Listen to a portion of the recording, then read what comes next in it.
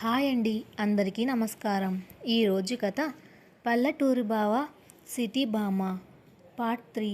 ఇక కథలోకి వెళితే, ఉదయం కిరణాలు కిటికీ గుండా గదిలోకి తొంగి చూస్తున్నాయి. పల్లెటూరి పక్షుల కిలకిలలు ఎప్పటిలాగే వినిపిస్తున్నాయి. కానీ ఆ గదిలో మాత్రం మునిపెన్నడూ లేని ఒక కొత్త ప్రశాంతత నెలకొంది. సహస్ర ఇంకా రామ్ గుండెల మీద తల ఆనించుకొని గాఢ నిద్రలో ఉంది. రాత్రంతా ఏడ్చి ప్రయాణం చేసి అలసిపోవడం వల్ల ఆమెకు ప్రపంచమే తెలియడం లేదు. ఆమె ఒంటి మీద ఉన్న ఆ ఖరీదైన బ్లాక్ డిజైనర్ గాన్ నలిగిపోయి ఉంది. రామ్ మెల్లగా కళ్ళు తెరిచాడు. తన రొమ్ము మీద బరువుగా వెచ్చగా అనిపిస్తుంటే కిందకు చూశాడు. తనను అంటిపెట్టుకొని నిద్రపోతున్న సహస్రను చూడగానే అతని పెదవులపై ఒక అందమైన చిరునవ్వు విరిసింది.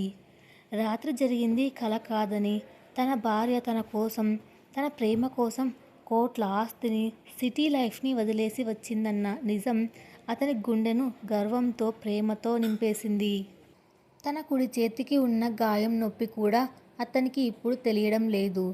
ఎడమ చేత్తో నెమ్మదిగా సహస్ర ముఖం మీద పడిన జుట్టును పక్కకు తొలగించాడు. ఆ స్పర్శకు సహస్ర కదులుతూ కళ్ళు తెరవకుండానే రామ్ని మరింత గట్టిగా హత్తుకుంది.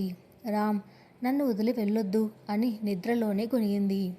రామ్ ఆమె నుదుటి మీద సున్నితంగా ముద్దు పెట్టి, ఎప్పటికీ వదలను పిచ్చిదానా అని గుసగుసగా అన్నాడు. సహస్ర ఉలిక్కిపడి కళ్ళు తెరిచింది. తను ఎక్కడ ఉందో ఒక్క క్షణం అర్థం కాలేదు. పైకి చూస్తే రామ్ చిరునవ్వుతో తన వైపే చూస్తున్నాడు. రాత్రి జరిగిందంతా ఒక్కసారిగా ఫ్లాష్ బ్యాక్లా గుర్తొచ్చింది. సిగ్గుతో ఆమె బుగ్గలు ఎర్రపడ్డాయి. వెంటనే రామ్కి దూరంగా జరిగి మంచం మీద కూర్చుంది. గుడ్ మార్నింగ్ అంది సిగ్గుపడుతూ. గుడ్ మార్నింగ్ ఏంటి మేడం, ఈ బ్లాక్ డ్రెస్లో మా ఊరిని భయపెట్టాలని డిసైడ్ అయ్యారా అని ఆట పట్టించాడు రామ్. సహస్ర తన డ్రెస్ చూసుకుని నాలుగు కరుచుకుంది. రాత్రి ఆ ఎమోషనల్లో డ్రెస్ మార్చుకోవాలన్న ధ్యాస కూడా లేదు. అది నా లగేజ్ అంతా నాన్న దగ్గరే ఉండిపోయింది. నేను ఎలా ఉన్నానో అలాగే వచ్చేశాను. ఇక్కడ నా పాత సూట్ కేస్ ఉంది కదా, అందులో బట్టలు వేసుకుంటాను అంటూ లేచి సూట్ కేస్ దగ్గరకు వెళ్ళింది. అందులో నుంచి ఒక సింపుల్ కుర్తా తీసుకొని బాత్రూమ్ వైపు వెళ్తుంటే రామ్ ఆమె చెయ్యి పట్టుకున్నాడు. సహస్ర, నిన్న రాత్రి నువ్వు తీసుకున్న నిర్ణయం చిన్నది కాదు. మీ నాన్నకి ఎదురు చెప్పి ఆ లగ్జరీని వదిలేసి రావడం అంత ఈజీ కాదు. నువ్వు నిజంగానే సంతోషంగా ఉన్నావా, లేక ఏదో ఆవేశంలో ఇక్కడికి వచ్చేసావా అని అడిగాడు రామ్, ఆమె కళ్ళలోకి సూటిగా చూస్తూ. సహస్ర రామ్ చేతిని తన రెండు చేతులతో పట్టుకొని, ఆవేశంలో కాదు రామ్, ఆలోచించే వచ్చాను. సిటీలో ఉన్న లగ్జరీ నా దేహానికి సుఖాన్ని ఇస్తుందేమో, కానీ నా మనసుకి సంతోషాన్ని ఇచ్చేది నువ్వే. నీతో ఉంటే ఈ పెంకుటిల్లు కూడా నాకు ప్యాలెస్ లాగానే ఉంది. ఐ లవ్ యూ రామ్ అని మొదటిసారి తన ప్రేమను వ్యక్తపరిచింది. రామ్ కళ్ళల్లో ఆనందం పొంగి పొర్లింది.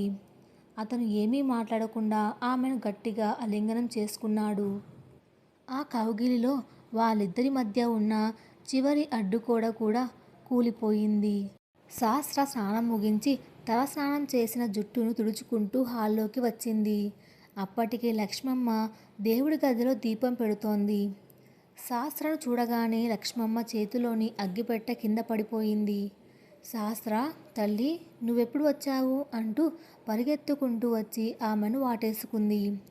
రాఘవయ్య గారు కూడా పేపర్ పక్కన పెట్టి ఆశ్చర్యంగా చూశారు. అదేంటమ్మా, 10 రోజులు ఉండి వస్తావని మీ నాన్నగారు చెప్పారు కదా, అప్పుడే వచ్చేసావేంటి అని అడిగారు. సహస్ర కళ్ళల్లో నీళ్లు తిరిగాయి. అత్తగారిని, మామగారిని చూస్తుంటే ఆమెకు ఎంతో అపరాధ భావం కలిగింది. వాళ్ళు తనను సొంత కూతురులా చూసుకున్నా తను మాత్రం వాళ్ళను ఎంతో చులకన చేసింది. సహస్ర నేరుగా వెళ్ళి రాఘవయ్య గారి కాళ్లకు నమస్కారం చేసింది. ఏంటమ్మా ఇది, లే పైకి లే అంటూ ఆయన కంగారు పడ్డారు. నన్ను క్షమించండి మామయ్య గారు, ఇన్ని రోజులు నా అహంకారంతో మీ ప్రేమని చూడలేకపోయాను. ఈ ఇంటిని, మిమ్మల్ని చాలా తక్కువ చేసి మాట్లాడాను. సిటీలో ఉన్న డూప్లికేట్ లైఫ్ గొప్పది అనుకున్నాను. కానీ నిన్న మా నాన్న ఇచ్చిన పార్టీలో నాకు అర్థమైంది, నిజమైన మనుషులు, నిజమైన ప్రేమ ఇక్కడే ఉన్నాయని. ఇక ఎప్పటికీ నేను ఈ ఇల్లు వదిలి వెళ్ళను అని ఏడుస్తూ చెప్పింది. లక్ష్మమ్మ కూడా కన్నీళ్లు పెట్టుకుంటూ, అలా అనకమ్మా, నువ్వు మా ఇంటికి వచ్చిన మహాలక్ష్మివి. పిల్లలు తప్పు చేయడం, పెద్దలు క్షమించడం సహజం. నువ్వు తిరిగి వచ్చావు, మాకు అంతకంటే ఇంకేం కావాలి అంటూ ఆమెను గుండెకు హత్తుకుంది. అప్పుడే అక్కడికి వచ్చిన రామ్ ఆ దృశ్యాన్ని చూసి ఎంతో సంతోషించాడు. తన భార్య తన కుటుంబాన్ని సొంతం చేసుకోవడం అతనికి నిజమైన పండగలా అనిపించింది. మధ్యాహ్నం సమయం శాస్త్ర వంటగదిలో లక్ష్మమ్మకు సహాయం చేయడానికి ఉత్సాహంగా వెళ్ళింది. అత్తయ్య, ఈరోజు వంట నేను చేస్తాను. నీకు కనీసం కాఫీ అయినా నేనే పెడతాను అంది. నీకెందుకమ్మా శ్రమ, నువ్వు వెళ్ళి కూర్చో అంది లక్ష్మమ్మ. ప్లీజ్ అత్తయ్య, నేను నేర్చుకోవాలి కదా అని పట్టుపట్టింది సహస్ర. సహస్ర పాలు కాబెట్టి డికాషన్ కలపడానికి ప్రయత్నిస్తోంది. కానీ ఆమెకు సరైన కొలతలు తెలియడం లేదు. అప్పుడే రామ్ వంటగదిలోకి వచ్చాడు. ఏంటి, కొత్త కోడలు గారు వంటగదిని స్వాధీనం చేసుకున్నారా అని నవ్వాడు. సహస్ర మూతి తిప్పుకుంటూ చూస్తూ నిలబడడం కాదు, కొంచెం హెల్ప్ చేయొచ్చు కదా, ఈ కాఫీ ఎలా కలపాలో నాకు అర్థం కావడం లేదు అంది. రామ్ నవ్వుతూ ఆమె వెనకాల వచ్చి నిలబడ్డాడు. ఆమె 2 చేతుల మీదుగా తన చేతులు వేసి ఫిల్టర్ని పట్టుకున్నాడు. చూడు, పాలు మరీ వేడిగా ఉండకూడదు, డికాషన్ కూడా తగినంతే పడాలి అంటూ తన చేతులతో ఆమె చేతులను నడిపించాడు. రామ్ శ్వాస ఆమె మెడను తాకుతుంది. అతని ఛాతీ ఆమె వీపుకు ఆనుకొని ఉంది. ఆ సామీప్యానికి సహస్ర ఒంట్లో కరెంటు పాస్ అయినట్లు అనిపించింది. ఆమె చేతులు వణుకుతున్నాయి. కాఫీ కలపడం మానేసి ఆమె అలాగే నిలబడిపోయింది. ఏమైంది, ఫిల్టర్ పట్టుకో అన్నాడు రామ్ ఆమె చెవి దగ్గర. నువ్వు ఇలా దగ్గరగా ఉంటే నేను ఫిల్టర్ కాదు కదా, నన్ను నేను పట్టుకోలేకపోతున్నాను అని చిన్నగా గొనిగింది సహస్ర. రామ్ నవ్వి ఆమెను తన వైపుకు తిప్పుకున్నాడు. ఇద్దరి కళ్ళు కలుసుకున్నాయి. రామ్ నెమ్మదిగా వంగి ఆమె పెదవులకు దగ్గరగా వెళ్తుండగా సరిగ్గా అప్పుడే రామా, కరెంటు వచ్చిందా అంటూ రాఘవయ్య గారు అటుగా వచ్చారు. ఇద్దరూ ఉలిక్కిపడి దూరంగా జరిగారు. సహస్ర సిగ్గుతో ఎర్రబడిపోయి చేతిలో ఉన్న కాఫీ గ్లాస్ను టేబుల్ మీద పెట్టి వంటగదిలో నుంచి పారిపోయింది. రామ్ తల గోక్కుంటూ నవ్వుకున్నాడు. హైదరాబాద్లోని ప్రకాష్ రావు ఇంట్లో వాతావరణం నిశ్శబ్దంగా భయంకరంగా ఉంది. ప్రకాష్ రావు చేతిలో ఉన్న విస్కీ గ్లాస్ను గోడకేసి కొట్టాడు. గాజు పెంకులు గది అంతా చెల్లాచెదురుగా పడ్డాయి. కార్తీక్ భయంగా ఒక మూల నిలబడి ఉన్నాడు. నా కూతురు, నా రక్తం పంచుకొని పుట్టిన నా కూతురు ఒక పల్లెటూరు వెధవ కోసం నా ముఖం మీద ఉమ్మేసి వెళ్ళిపోయింది. పార్టీలో నా పార్ట్నర్స్ ముందు నన్ను అవమానించింది అని కోపంతో రగిలిపోతున్నాడు ప్రకాష్ రావు. రిలాక్స్ అంకుల్, సహా ఏదో ఎమోషనల్ ఫూలిష్నెస్తో అలా చేసి ఉంటుంది. కొన్నాళ్ళు పోతే దానికే ఆ పల్లెటూరి లైఫ్ బోరు కొడుతుంది. అప్పుడు అది తిరిగి వస్తుంది అన్నాడు కార్తీక్. లేదు కార్తీక్, అది తిరిగి రాదు. వాడి మాయలో పూర్తిగా పడిపోయింది.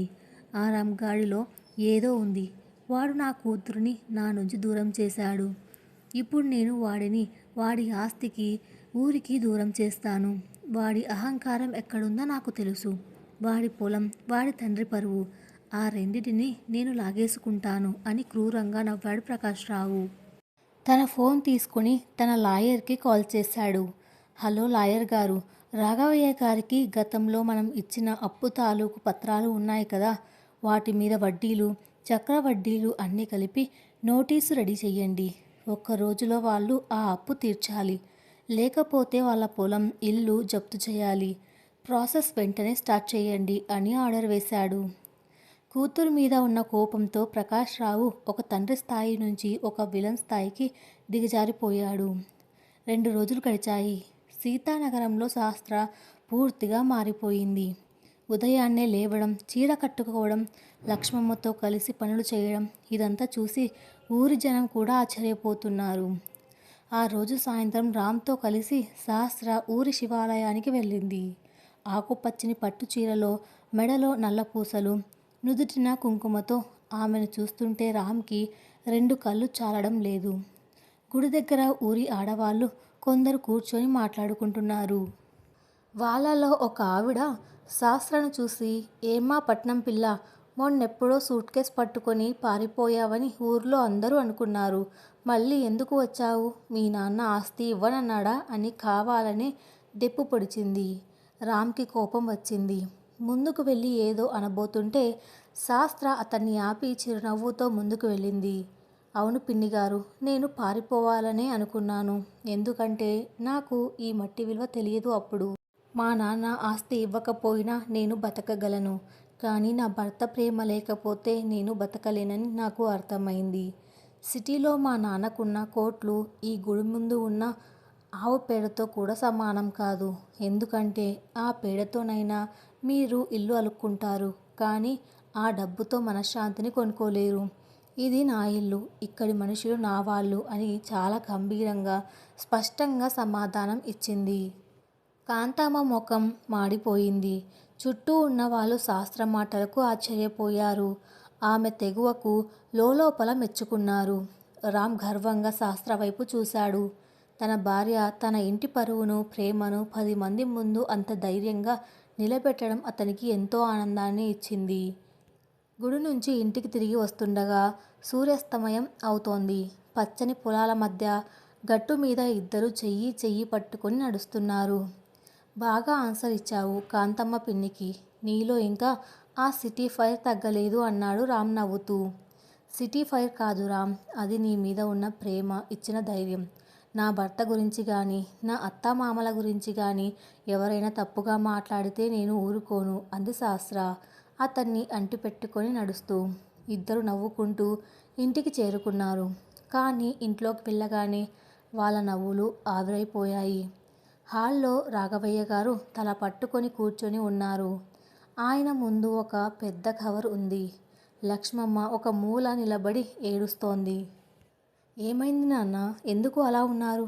అమ్మా, ఎందుకు ఏడుస్తున్నావు అని కంగారుగా అడిగాడు రామ్. రాఘవయ్య గారు వణుకుతున్న చేతులతో ఆ కవర్లోని కాగితాన్ని రామ్కి ఇచ్చారు. మీ మామయ్య ప్రకాష్ రావు పంపిన లీగల్ నోటీస్ రా. 5 ఏళ్ల క్రితం నీ చెల్లి పెళ్లి కోసం, పొలం కొనుగోలు కోసం ఆయన దగ్గర మనం తీసుకున్న 30 లక్షల అప్పు ఇప్పుడు వడ్డీతో కలిపి 1 కోటి రూపాయలు అయిందట. వారం రోజుల్లో ఆ డబ్బు కట్టకపోతే మన ఇల్లు, పొలం జప్తు చేస్తారట అన్నారు రాఘవయ్య గారు గొంతు బొంగురుపోగా. రామ్ చేతిలోని కాగితం కింద పడిపోయింది. శాస్త్ర గుండె ఆగిపోయినంత పని అయింది. తన తండ్రి తన మీద ఉన్న కోపంతో రామ్ కుటుంబాన్ని రోడ్డు మీదకు లాగాలని చూస్తున్నాడని ఆమెకు అర్థమైంది. తన ప్రేమ వల్లే ఈ కుటుంబానికి ఇంత పెద్ద కష్టం వచ్చిందని ఆమె మనసు ముక్కలైపోయింది. ఇల్లు, పొలం పోతే రాఘవయ్య గారు ప్రాణాలతో ఉండలేరు. 1 కోటి రూపాయలు వారం రోజుల్లో తీసుకురావడం రామ్కి అసాధ్యం. శాస్త్ర కళ్ళల్లో నీళ్లు తిరుగుతుండగా కోపంతో పిడికిలి బిగించింది. రామ్ ఆమె వైపు చూశాడు. అతని కళ్ళల్లో భయం లేదు, కానీ ఒక రకమైన ఆవేదన ఉంది. సీతానగరంలోని ఆ పెంకుటింట్లో వాతావరణం ఒక్కసారిగా స్తంభించిపోయింది. బయట గాలి వీస్తున్నా లోపల మాత్రం అందరి గుండెల్లో ఒక నిశ్శబ్ద తుఫాను రేగుతోంది. రామ్ చేతిలో ఉన్న ఆ లీగల్ నోటీసు గజగజ వణుకుతోంది. 1 కోటి రూపాయలు ఒక సామాన్య రైతు కుటుంబానికి అది కేవలం అంకె కాదు, తీర్చలేని ఒక కొండంత భారం. రాఘవయ్య గారు కుర్చీలో వెనక్కి వాలిపోయారు. ఆయన కళ్ళల్లో అంతులేని శూన్యం. రామా, మీ మామయ్య ఇంత పని చేస్తాడని నేను అనుకోలేదురా. ఆనాడు నీ చెల్లి పెళ్ళికి మన పొలం పక్కన ఉన్న ఆ ఎకరం కొనడానికి ఆయన అడిగినంత వడ్డీకి ఒప్పుకొని సంతకం చేశాను. సొంత బావమరిది కదా అని నమ్మాను. కానీ ఇప్పుడు ఆ నమ్మకమే మన మెడకు ఉరితాడు అవుతుందని ఊహించలేదు అని వణుకుతున్న గొంతుతో అన్నారు. లక్ష్మమ్మ తల పట్టుకొని కూర్చొని ఏడుస్తుంది.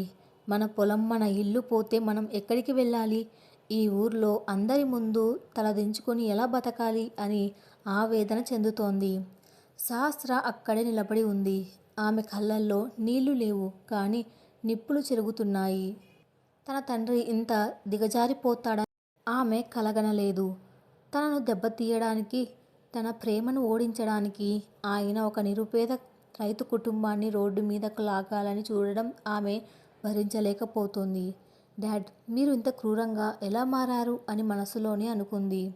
రామ్ నోటీసును టేబుల్ మీద పెట్టి సహస్ర వైపు చూశాడు.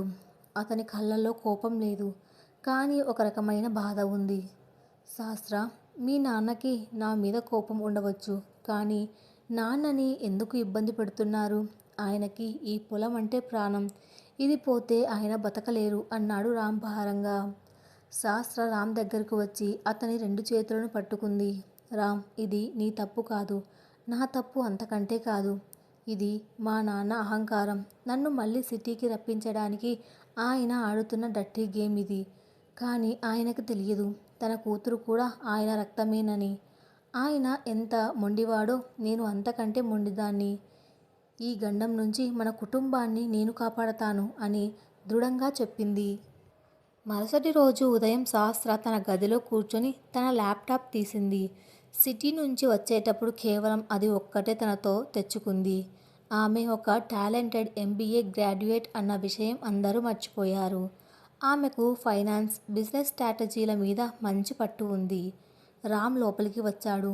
ఏం చేస్తున్నావు సహస్ర అని అడిగాడు. రామ్, ₹1,00,00,000 వారం రోజుల్లో తీసుకురావడం మనకు అసాధ్యం. కానీ మా నాన్న పంపిన నోటీసులో ఒక లూప్ హోల్ ఉంది. ఆయన చక్రవడ్డీ వేశారు. అది చట్టరీత్యా తప్పు. కానీ మనం కోర్టుకు వెళ్తే ఏళ్ల తరబడి టైం పడుతుంది. ఈలోపు ఆయన పొలాన్ని జప్తు చేస్తారు. అందుకే మనం వేరే దారిలో వెళ్ళాలి అంది సహస్ర ఆలోచిస్తూ. ఏం దారి? రామ్, మన ఊరి పక్కన ఉన్న ఆ ఎకరం పొలంలో నువ్వు పండిస్తున్న ఆ నల్ల బియ్యం ఉంది కదా, దాని గురించి నేను రీసెర్చ్ చేశాను. సిటీలో దానికి విపరీతమైన డిమాండ్ ఉంది. కేజీ ₹500 వరకు పలుకుతోంది. నీ దగ్గర ఎంత స్టాక్ ఉంది అని అడిగింది. సుమారు 10 క్వింటాలు ఉంది. కానీ దాన్ని అమ్మినా మనకి వచ్చేది 5 లక్షలే. ₹1,00,00,000కి అది ఎక్కడ సరిపోతుంది అన్నాడు రామ్ నీరసంగా. అక్కడే ఉంది లాజిక్. మనం కేవలం బియ్యం అమ్మడం లేదు, మనం ఒక బ్రాండ్ని అమ్ముతున్నాం. రామ్, నాకు కొంచెం టైం ఇవ్వు. నేను మా నాన్న దగ్గరికి వెళ్ళి ఆయన కాళ్ళు పట్టుకోను, కానీ ఆయన వ్యాపార సామ్రాజ్యాన్నే గడగడలాడిస్తాను అని కళ్ళల్లో మెరుపుతో చెప్పింది. సహస్ర రామ్ని తీసుకుని హైదరాబాద్ బయలుదేరింది. రామ్కి ఇష్టం లేకపోయినా ఆమె పట్టుబట్టి తీసుకెళ్ళింది. ప్రకాష్ రావు బంగ్లా ముందు కారాగింది. వాచ్మెన్ గేట్ తీయడానికి నిరాకరించాడు. సార్, నిన్ను లోపలికి రానివ్వొద్దు అన్నారు మేడం అన్నాడు భయంగా. సహస్ర కారులో నుంచి దిగి, నేను ఈ ఇంటి కూతురిని, నన్ను ఆపడానికి ఎవ్వరికీ అధికారం లేదు అని గర్జిస్తూ లోపలికి వెళ్ళింది. రామ్ ఆమె వెనకాలే గంభీరంగా నడుస్తున్నాడు. హాల్లో ప్రకాష్ రావు విస్కీ తాగుతూ పేపర్ చదువుతున్నాడు. కార్తీక్ పక్కనే కూర్చొని ఉన్నాడు. సహస్రను రామ్ని చూడగానే ప్రకాష్ రావు పెదవుల మీద వెటకారపు నవ్వు విరిసింది. ఏంటి సహస్ర, వారం రోజులు కూడా గడవకముందే తిరిగి వచ్చేశావు? అప్పుడే ఆ పల్లెటూరి నరకం రుచి తెలిసిందా, లేక ఆ ₹1,00,00,000 నోటీసు చూసి కాళ్ళు వణుకుతున్నాయా అని అడిగారు. రామ్ శాంతంగా నిలబడ్డాడు. కానీ సహస్ర ముందుకు వెళ్ళి తండ్రి ముందు ఆ నోటీసును టేబుల్ మీద విసిరికొట్టింది. డాడ్, మీరు ఒక పెద్ద గొప్ప బిజినెస్ మ్యాన్ అనుకున్నాను, కానీ మీరు ఒక చిల్లర వడ్డీ వ్యాపారిలా ప్రవర్తిస్తారని అనుకోలేదు. మామయ్య గారిని మోసం చేసి మీరు సంపాదించే ఆ ₹1,00,00,000 మీ ఆస్తిలో ఒక చిన్న ముక్క కూడా కాదు. కానీ మీరు ఆయన ఆత్మగౌరవాన్ని దెబ్బతీయాలని చూస్తున్నారు అంది నిప్పులు చెరుగుతూ. అవును సహస్ర, నా కూతురిని నా నుంచి దూరం చేసిన వాడిని నేను క్షమించను. వారం రోజుల్లో డబ్బు కట్టకపోతే ఈ రాఘవయ్య ఇల్లు, పొలం వేలం వేయిస్తాను. అప్పుడు తెలుస్తుంది వాడికి నా పవర్ ఏంటో అని గర్జించాడు ప్రకాష్ రావు. రామ్ అప్పుడు నోరు విప్పాడు. మామయ్య గారు, మీరు పవర్ గురించి మాట్లాడుతున్నారు, కానీ నిజమైన పవర్ మట్టిలో ఉంటుంది. మీరు ₹1,00,00,000 అడిగారు కదా, అది మీకు వారం రోజుల్లో అందుతుంది. కానీ అది అప్పుగా కాదు, అల్లుడి కానుకగా ఇస్తాను. ఆ తర్వాత మీ కూతురు నా దగ్గరే ఉంటుంది. మీ ఆస్తిలో ₹1 కూడా మాకు అక్కర్లేదు అన్నాడు చాలా ప్రశాంతంగా. ప్రకాష్ రావు గట్టిగా నవ్వారు. నువ్వు వారం రోజుల్లో ₹1,00,00,000 ఇస్తావా? ఏమమ్ముతావు? నీ నాగలినా లేక నీ ఎద్దులనా? జోక్ చేయకు రామ్. జోక్ కాదు డాడ్, ఇది ఛాలెంజ్. వచ్చే శనివారం సాయంత్రం 5 గంటలకి మీ అకౌంట్లో ₹1,00,00,000 ఉంటాయి. మీరు ఆ అప్పు పత్రాలు రెడీ చేసి ఉంచండి, మేము వస్తామని చెప్పి శాస్త్ర రామ్ చేయి పట్టుకొని అక్కడి నుంచి బయటకు వచ్చేసింది. బయటకు వచ్చాక రామ్ అడిగాడు, శాస్త్ర, ఆవేశంలో మాట ఇచ్చేశాను కానీ ₹1,00,00,000 ఎలా వస్తాయి? నా దగ్గర ఉన్న 10 క్వింటాల బియ్యం ₹1,00,00,000 అవ్వవు కదా. శాస్త్ర నవ్వింది. రామ్, మనం బియ్యం అమ్మడం లేదు, మనం ఆర్గానిక్ లైఫ్ స్టైల్ని అమ్ముతున్నాం. హైదరాబాద్లో పెద్ద పెద్ద ఐటీ కంపెనీలు ఉన్నాయి. అక్కడ పనిచేసే వాళ్లకు ఆరోగ్యం మీద చాలా శ్రద్ధ ఉంది. మనం ఆ 10 క్వింటాల నల్ల బియ్యాన్ని సీతానగరం రాయల్స్ రైస్ అనే బ్రాండ్తో ప్రీ ఆర్డర్ సేల్స్ మొదలు పెడతాం. ఒక్కొక్క కేజీ ప్యాకెట్లోని మనం ఒక ఎక్స్క్లూజివ్ ప్యాకేజీగా మారుతాం. దానిలో కేవలం బియ్యం మాత్రమే ఉండవు. మన పొలం మట్టి, అక్కడ పండే విధానం గురించి ఒక చిన్న కథ ఉంటుంది. దాన్ని ఐటీ హబ్లో లాంచ్ చేద్దాం అంది. రామ్కి మొదట అర్థం కాలేదు కానీ శాస్త్ర ప్లాన్ విన్నాక అతనిలో ఆశ చిగురించింది. శాస్త్ర తన పాత నెట్వర్క్ని ఉపయోగించింది. తన ఫ్రెండ్స్లో కొందరు మంచి మనసున్న వాళ్ళు ఉన్నారు. వాళ్ళ సహాయంతో ఒక పెద్ద ఐటీ పార్క్లో ఆర్గానిక్ ఫుడ్ ఫెస్టివల్కి పర్మిషన్ తెచ్చుకుంది. ఆ వారం రోజులు రామ్, శాస్త్ర అస్సలు నిద్రపోలేదు. రామ్ ఊరి వాళ్ళ సహాయంతో బియ్యాన్ని ప్యాక్ చేశాడు. శాస్త్ర ప్రతి ప్యాకెట్ మీద ఒక క్యూఆర్ కోడ్ వేసింది. అది స్కాన్ చేస్తే రామ్ పొలంలో పనిచేస్తున్న వీడియో, ఆ బియ్యం యొక్క ఆరోగ్య ప్రయోజనాలు కనిపిస్తాయి. రామ్, ఇది కేవలం బియ్యం కాదు, ఇది ఒక రైతు యొక్క నిజాయితీ అని ఆమె సోషల్ మీడియాలో ఒక పెద్ద క్యాంపెయిన్ మొదలుపెట్టింది. Save a farmer by a health అనే నినాదంతో ఆమె చేసిన పోస్ట్ వైరల్ అయ్యింది. శాస్త్ర ఫ్రెండ్స్ సర్కిల్లో ఉన్న సెలబ్రిటీలు కూడా దాన్ని షేర్ చేశారు. శనివారం ఉదయం ఐటీ పార్క్లో స్టాల్ పెట్టారు. ఐటీ ఎంప్లాయీస్ వేల సంఖ్యలో వచ్చారు. రామ్ తన తెల్లటి పంచె చొక్కాలో ఒక అచ్చమైన రైతులా అక్కడ నిలబడ్డాడు. శాస్త్ర పక్కనే ఉండి అందరికీ ఎక్స్ప్లెయిన్ చేస్తోంది. చూడండి, ఇది ల్యాబ్లో తయారైన ఆహారం కాదు, మట్టిలో పండిన బంగారం. మీ పిల్లలకు పిజ్జాలు, బర్గర్లు ఇచ్చే బదులు ఈ ఆరోగ్యకరమైన అన్నం పెట్టండి అని శాస్త్ర స్పీచ్ ఇస్తుంటే అందరూ ఆశ్చర్యపోయారు. ఒక్కొక్క ప్యాకెట్ని ₹1,000కి అమ్మారు. కానీ ఆశ్చర్యంగా అక్కడికి వచ్చిన కొంతమంది పెద్ద ఇన్వెస్టర్లు రామ్ యొక్క ఆ నల్ల బియ్యం సాగు పద్ధతి చూసి ముగ్ధులయ్యారు. ఒక పెద్ద రిటైల్ చైన్ కంపెనీ యజమాని రామ్ దగ్గరికి వచ్చారు. రామ్ గారు, మీ బియ్యం క్వాలిటీ అద్భుతం. మా కంపెనీకి వచ్చే ఏడాది మొత్తం పండించే పంటను మీరు మాకు ఇవ్వాలి. దానికి అడ్వాన్స్గా నేను ఇప్పుడే 50 లక్షల చెక్ ఇస్తున్నాను అన్నాడు. అలాగే ఆ రోజు అమ్మకాలు, ఇన్వెస్టర్ల అడ్వాన్సులు అన్నీ కలిపి సాయంత్రం 4 గంటలకి శాస్త్ర ల్యాప్టాప్లో అకౌంట్ బ్యాలెన్స్ చూసింది. ₹1,10,00,000. రామ్ కళ్ళల్లో నీళ్లు తిరిగాయి. శాస్త్ర, మనం గెలిచాం, మా నాన్న పొలం దక్కింది అంటూ ఆమెను గట్టిగా హత్తుకున్నాడు. శనివారం సాయంత్రం 5 గంటలు. ప్రకాష్ రావు తన గడియారం చూసుకుంటున్నారు. కార్తీక్ పక్కనే ఉన్నాడు. ఇంకా 5 నిమిషాలే ఉంది అంకుల్, వాడు రాడు. రేపు పొద్దున్నే మనం ఆ పొలాన్ని జప్తు చేసుకోవచ్చు అన్నాడు కార్తీక్ నవ్వుతూ. సరిగ్గా అప్పుడు రామ్, శాస్త్ర లోపలికి నడుచుకుంటూ వచ్చారు. రామ్ చేతిలో ఒక చిన్న మొబైల్ ఫోన్ ఉంది. మామయ్య గారు, 5 గంటలు అయింది, మీ అకౌంట్ ఒకసారి చెక్ చేసుకోండి అన్నాడు రామ్ గంభీరంగా. ప్రకాష్ రావు తన ఫోన్ తీసి మెసేజ్ చూశారు. Account credited with 1 crore. ఆయన ముఖం ఒక్కసారిగా పాలిపోయింది. నమ్మలేక 2-3 సార్లు చూశారు. కార్తీక్ కూడా మైండ్ బ్లాక్ అయింది. శాస్త్ర ముందుకు వచ్చి, డాడ్, మీరు అడిగిన ₹1,00,00,000 వచ్చేశాయి.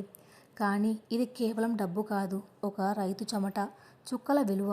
మీరు ఆ నోటీసులో తప్పుడు లెక్కలు వేసి మమ్మల్ని భయపెట్టాలని చూశారు. కానీ ఆ మట్టి మాకు దారి చూపించింది. ఇప్పుడు ఆ అప్పు పత్రాలు మాకు ఇచ్చేయండి అంది. ప్రకాష్ రావు ఏమీ మాట్లాడలేకపోయారు.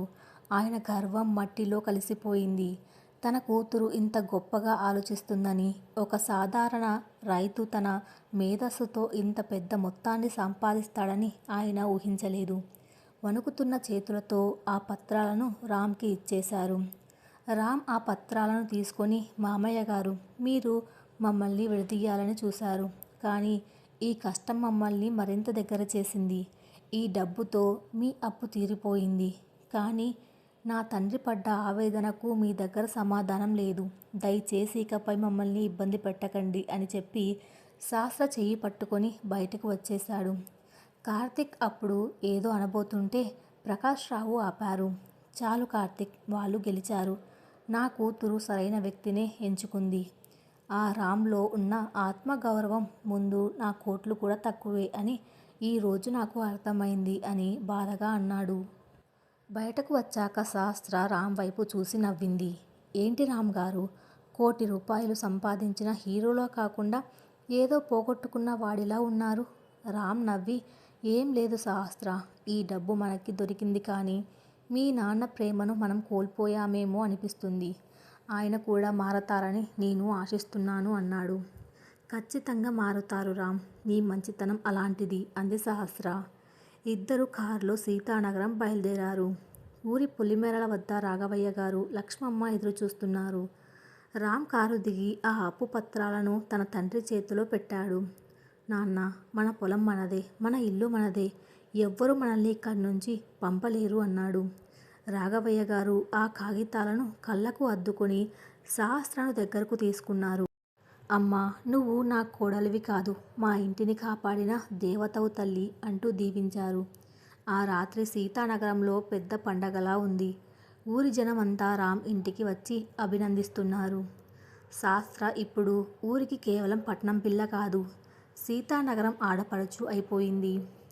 రామ్ శాస్త్ర మేడ మీద వెన్నెల వెలుగులో కూర్చున్నారు. శాస్త్ర, ఈ రోజు నుంచి మనం కేవలం రైతులం మాత్రమే కాదు, మనం ఎంతోమంది రైతులకి దారి చూపించే వాళ్ళం కావాలి. నీ తెలివి నా శ్రమ కలిస్తే ఈ ఊరినే మార్చేయొచ్చు అన్నాడు రామ్. ఖచ్చితంగా రామ్, మట్టి మనసుకి సిటీ సోయగం తోడైతే వచ్చే ఆనందమే వేరు అంది శాస్త్ర రామ్ భుజం మీద తల వాల్చి. దూరంగా పొలాల నుంచి చల్లటి గాలి వీస్తోంది. ఆ మట్టి వాసనలో వారిద్దరి ప్రేమ మరింత గాఢంగా పరిమళిస్తోంది. కథ ఇంకా ఉంది, అది నెక్స్ట్ పార్ట్లో తెలుసుకుందాం. Thanks for listening.